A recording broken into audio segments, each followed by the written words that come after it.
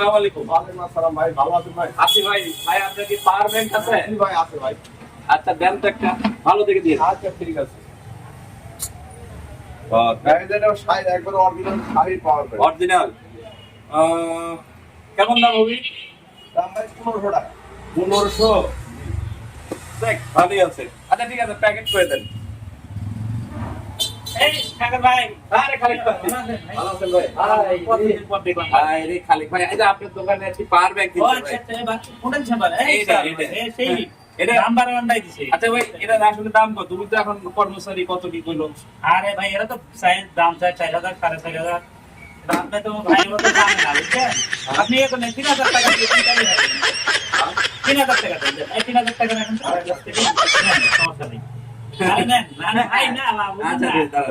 হ্যাঁ আচ্ছা ভাই থাকেন। আরে ভাই শুনেন, আমি একটা কথা বলি। আপনার কর্মচারী 1500 টাকা যাচ্ছে, সেটা আপনি 4000 চাইলেন।